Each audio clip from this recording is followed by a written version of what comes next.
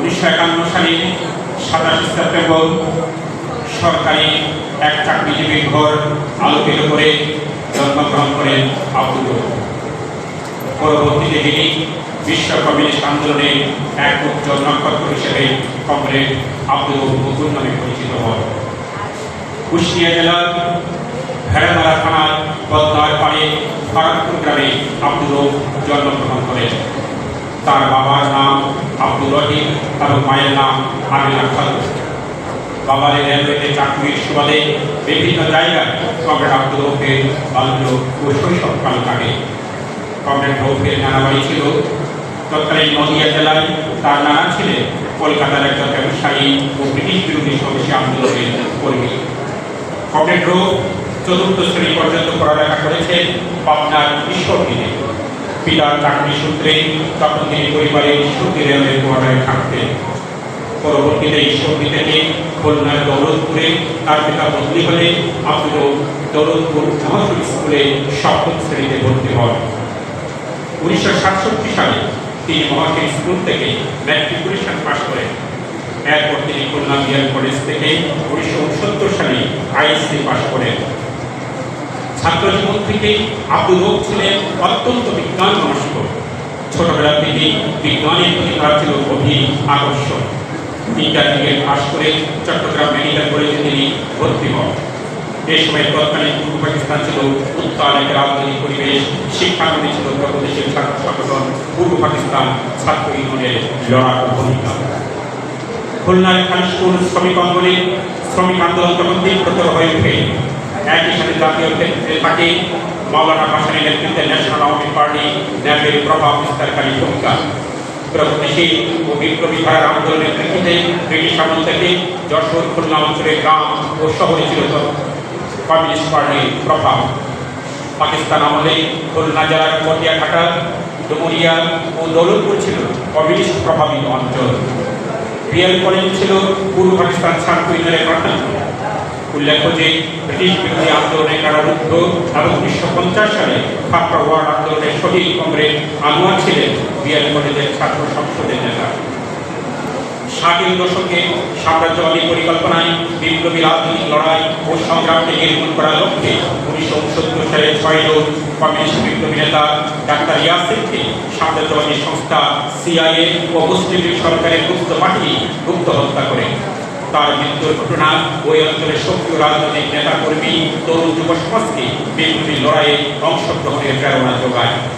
এই সময় আব্দুর রউফ প্রগতিশীল চিন্তায় উদ্বুদ্ধ হয়ে পূর্ব পাকিস্তান ছাত্র ইউনিয়নে সম্পর্কিত হন। কমরেড আব্দুর রউফ ও তার সহপাঠী বন্ধুরা অনেকে গ্রামের সংগঠন সংগ্রাম করে তোলার কাজে তখন আত্মনিয়োগ করেন। 1968 থেকে 69 সালের গণ আন্দোলন ও গণ অভ্যুত্থানের আগে ভারতের নকশালবাদী আন্দোলনের প্রভাব পড়ে এদেশের কমিউনিস্ট আন্দোলনে। কমরেড আব্দুর রউফ ও তার বন্ধুদের মধ্যেও এর প্রভাব পড়ে। ফলে মেডিকেল কলেজে পড়াশোনা করে চিকিৎসক হওয়ার আশা ত্যাগ করে কমরেড আব্দুর রউফ যুক্ত হন কমিউনিস্ট আন্দোলনে। পূর্ব পাকিস্তান কমিউনিস্ট পার্টি এমএ খুলনা জেলা পার্টির অধীনে একটি সেলে যুক্ত থাকা অবস্থায় কমরেড আব্দুর রউফ পার্টি সভাপতি লাভ করেন। পার্টি সভা হওয়ার পর তিনি বকুল নামে সমধিক পরিচিতি লাভ করেন। একজন কমিউনিস্ট হিসেবে রাজনৈতিক অভিজ্ঞতা ও সাংগঠনিক দক্ষতা গড়ে তোলার প্রয়োজনে কমরেড রউফকে খুলনা জেলা শ্রমিকদের মধ্যে সংগঠন করে তোলার দায়িত্ব দেওয়া হয়। 1970-71 সালে পার্টি সশস্ত্র বিপ্লবী যুদ্ধের নায়ক পালন করলে কমরেড রউফ তৎকালীন খুলনা জেলা পার্টির সর্বকনিষ্ঠ সদস্য হিসেবে সশস্ত্র সংগ্রামে অংশগ্রহণ করেন। তখন পার্টির এক স্কোয়াডে সদস্য হিসেবে সশস্ত্র সংগ্রামে গড়ে তুলতে তিনি গ্রামে যান। এই সময় তিনি পার্টির নির্দেশে অন্যান্য সহযোগিতাদের সাথে জনগণের বিভিন্ন সামাজিক সমস্যার সমাধান করা, দুষ্কৃতীর সহায়তা দেওয়া এবং হিন্দু জনগোষ্ঠীকে নিরাপত্তা দানের দায়িত্ব পালন করেন। 1971 সালে পার্টির নেতৃত্বে বিপ্লবী সেনাবাহিনী পিপলস লিবারেশন আর্মি পিএলএ গড়ে তোলা হয়। তখন খুলনা জেলা পার্টির নেতৃত্বে ঘাটি এলাকা, মৌসুমী ঘাটি এলাকা, নিয়মিত বাহিনী, গেরিলা স্কোয়াড ইত্যাদি সামরিক এলাকা সংগঠন ও সশস্ত্র সংগ্রাম গড়ে ওঠে। কমরেড আব্দুর রউফ ডুমুরিয়ার ঘাটি এলাকায় বিপ্লবী সেনাবাহিনীর নেতৃত্ব প্রদান করে। এই সময় বহু গেরিলা যুদ্ধ পরিচালনা করা ও বহু রাজাকার ক্যাম্প দখলে কমরেড আব্দুর রউফ নেতৃত্ব দানকারী ভূমিকা পালন করে। এছাড়া ঘাটি এলাকার নেতৃত্বে পাকিস্তান সেনাবাহিনী ও রাজাকারদের বিরুদ্ধে বিভিন্ন লড়াই সংঘটিত হয়। তখন পার্টির খুলনা জেলা বাহিনীর কাছে ভারত থেকে আগত কথিত একাধিক মুক্তিযোদ্ধা দলের আত্মসমর্পণের ঘটনা ঘটে। 1971 সালের যুদ্ধের সময়ে একটি লড়াইয়ে পাক বাহিনীর আক্রমণে পদার্থবিজ্ঞান শিক্ষক ও পার্টির খুলনা জেলা কমিটির গুরুত্বপূর্ণ সদস্য অধ্যাপক খালেদ রশিদ গুরু শহীদ হন। 1971 সালের 26শে নভেম্বর কমরেড আব্দুল রউফ মেরুদণ্ডে গুলিবিদ্ধ হন। এই সময়ে গুরুতর আহত অবস্থায় প্যারালাইজড হয়ে স্ট্রেচারে করে পার্টি বাহিনীর সাথে যুদ্ধক্ষেত্রে চলাচল করেন। ইস্পাত গৃহ বিপ্লবী কমরেড আব্দুল রউফ স্ট্রেচারে, নৌকায় এবং সহযোদ্ধাদের কাঁধে ভর দিয়ে চলাচল করে বিপ্লবী যুদ্ধ অগ্রসর করে নিয়ে যান। যুদ্ধ শেষে বাংলাদেশ প্রতিষ্ঠার পর 1972 সালে কমরেড আব্দুল রউফকে চিকিৎসার জন্য কলকাতায় পাঠানো হয়। সেখানে ন্যাশনাল মেডিকেল কলেজ হাসপাতাল ও প্রাইভেট মেমোরিয়াল হাসপাতালে চিকিৎসা নেন তিনি। দীর্ঘ চিকিৎসার পর কমরেড আব্দুল রউফ পুরোপুরি সুস্থ হতে পারেননি, বরং শুরু হয় জীবনের নতুন যুদ্ধ। প্যারাপ্লেজিয়া অর্থাৎ কোমরের নিচের অংশ পক্ষাঘাতগ্রস্ততা তৈরি হয়। তিনি দেশে ফিরে আসেন, কিন্তু পক্ষাঘাতগ্রস্ততার কাছে হার না মেনে এই বিপ্লবী নতুন উদ্যমে জীবনের বিপ্লবী সংগ্রাম আবার নতুন করে শুরু করেন। রাজ্যের উপর ভর দিয়ে আবার তিনি পার্টির সাংগঠনিক কাজ করতে শুরু করেন। জাতীয় গণতান্ত্রিক বিপ্লবের লক্ষ্যে যে দুঃসাহস ও বীরত্বপূর্ণ লড়াই 1971 সালে কমরেড আব্দুল রউফ সহ পার্টির বিপ্লবী সেনাবাহিনী গড়ে তুলেছিল, আন্তঃসাম্রাজ্যবাদী দ্বন্দ্ব এবং উগ্র বাঙালি জাতীয়তাবাদের প্রভাবে সে লক্ষ্য বাস্তবায়িত হয়নি। ফলে গণতান্ত্রিক বিপ্লবে অসমাপ্ত লড়াই অগ্রসর করার আরও প্রবল অনুবাসনা নিয়ে ছাপিয়ে পড়ে নতুন করে বিপ্লবী সংগ্রামে। এই ক্ষেত্রে একদিকে প্রবল শারীরিক প্রতিবন্ধকতা, অন্যদিকে তাকে বিপ্লবী কর্মকাণ্ডের জন্য রাষ্ট্রীয় বাহিনী কর্তৃক গ্রেফতার ও হত্যার আশঙ্কা।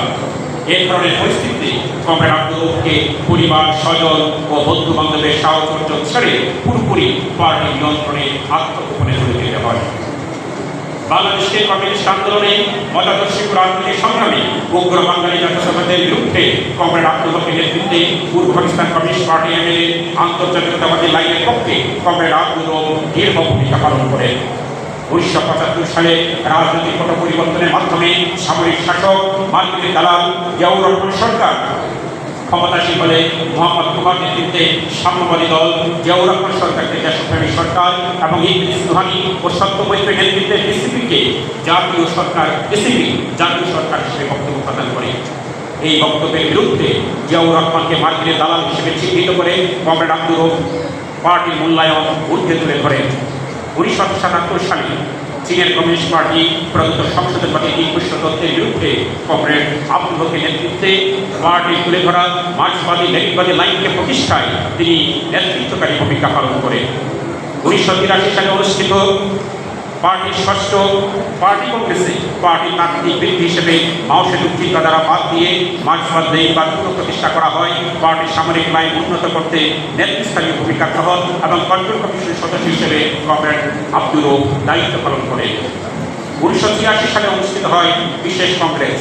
মাও সেতুং চিন্তাধারা মূল্যায়ন ও এর স্বরূপ উন্মোচনে কমরেড আব্দুল রউফের সাথে কমরেড আব্দুল রউফ অনন্য ভূমিকা পালন করেন। 1990-91 সালে আন্তর্জাতিক কমিউনিস্ট আন্দোলনে সাম্রাজ্যবাদী পরিকল্পনায় যে মহাবিপর্যয় সৃষ্টি হয় তার মোকাবেলায় কমরেড আব্দুল রউফের নেতৃত্বে নির্ধারিত সময়ের 1 বছর এগিয়ে নিয়ে 1991 সালে অনুষ্ঠিত অষ্টম পার্টি কংগ্রেস। পার্টি নেতৃত্বে সকল রূপের সংশোধনবাদের বিরুদ্ধে মার্ক্সবাদ লেনিনবাদের ভিত্তিতে পার্টির একটি সংগঠন সংগ্রাম পরিচালনা যে সিদ্ধান্ত গৃহীত হয় তা কার্যকরী করতে অষ্টম কেন্দ্রীয় কমিটি নির্বাচিত হয়। কমরেড আব্দুল রউফের জীবদ্দশায় কমরেড আব্দুল রউফ পার্টির অষ্টম কেন্দ্রীয় কমিটির সাধারণ সম্পাদক নির্বাচিত হন। তার নেতৃত্বে 1995 সালে কমরেড আব্দুল রউফের মৃত্যুকে তাৎপর্যমণ্ডিত করা সহ বাংলাদেশে বিসিপি তটস্থবাদী অবস্থান থেকে সংশোধনবাদী স্বরূপ উন্মোচন করে মতাদর্শী ও রাজনৈতিক সংগ্রামকে সফল পরিণতিতে নেওয়া হয়। কমরেড আব্দুল রউফের নেতৃত্বে 1997 সালে অনুষ্ঠিত হয় পার্টি কংগ্রেস। পার্টি সামরিক বাহিনী সশস্ত্র সংগ্রাম ও বিপ্লবী যুদ্ধের সাথে গণ আন্দোলন গণ অভ্যুত্থানে স্বার্থ সমন্বয় সাধনের প্রেক্ষিতে সামরিক বাহিনী উন্নয়নে কমরেড আব্দুল রউফ মোগল গুরুত্বপূর্ণ ভূমিকা পালন করে। নবম কেন্দ্রীয় কমিটিতে তিনি সাধারণ সম্পাদকের দায়িত্ব অব্যাহত থাকেন। শারীরিক কারণে 2006 এবং 2023 সালে অনুষ্ঠিত পার্টি দশক ও একাদশ কংগ্রেসে তিনি সাধারণ সম্পাদকের দায়িত্বে না থাকলেও কার্যত তিনিই ছিলেন বাংলাদেশের বিপ্লবী কমিউনিস্ট পার্টি এমএলএ তাত্ত্বিক নেতা। কমরেড আব্দুল রউফ মকুলের মৃত্যুতে বাংলাদেশের বিপ্লবী কমিউনিস্ট পার্টি এমএলএ কেন্দ্রীয় কমিটি গভীর শোক প্রকাশ করার এবং তার অসন্ত বিপ্লবী দায়িত্ব পালনে দীর্ঘ শপথ গ্রহণ করার সংবাদ প্রকাশিত হয়। তার মৃত্যুতে সাম্রাজ্যবাদ, সামন্তবাদ, আমলা বিরোধী জাতীয় বিপ্লবী আন্দোলনে অপূর্ণীয় ক্ষতি সাধিত হয়। একই সাথে দেশের শ্রমিক কৃষক জনগণ হারায় তাদের অকৃতি বন্ধু ও বিপ্লবী নেতা। কমরেড আব্দুল রউফ মকুল ছিলেন দৃঢ় সাহসী, নীতিনিষ্ঠ, প্রবল ও অভিজ্ঞানের অধিকারী আপোষহীন কমিউনিস্ট বিপ্লবী নেতা। তিনি সর্বদা রাজনৈতিক ঐতিহাসিক বস্তুবাদী দর্শন এবং মার্ক্সবাদ লেনিনবাদকে ভিত্তি করে পরিস্থিতি পর্যালোচনা করতেন। কমরেড আব্দুল হকের পূর্ব কমরেড আব্দুল রউফ ছিলেন এদেশের কমিউনিস্ট বিপ্লবের অবিসংবাদিত তাত্ত্বিক নেতা। সদালাপী, সদাহাস্যমুখ এবং সৎচরিত্রের অধিকারী এই মহান বিপ্লবী শ্রমিক কৃষক জনগণের মুক্তির লক্ষ্যে পার্টি বিপ্লবের স্বার্থকে সর্বদা অগ্রাধিকার দিয়েছেন।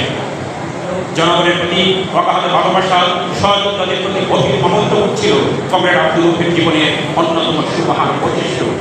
কমরেড আব্দুল রউফের রেখে দেওয়া অসমাপ্ত বিপ্লবী দায়িত্ব পালনে আজ প্রয়োজন সাম্রাজ্যবাদ বিরোধী গণতান্ত্রিক ও দেশপ্রেমিক শক্তিকে ঐক্যবদ্ধ হয়ে শ্রমিক কৃষক জনগণের রাষ্ট্র সরকার ও সংবিধান প্রতিষ্ঠার সংগ্রাম অগ্রসর করা। প্রয়াত কমরেড আব্দুল রউফ মকুলের প্রতি শ্রদ্ধাঞ্জলি ও শোক সভা আয়োজক জাতীয় কমিটি। জন্মগ্রহণ করেছিলেন 1951 সালে 27 সেপ্টেম্বর এবং মৃত্যু 5 ফেব্রুয়ারি 2026।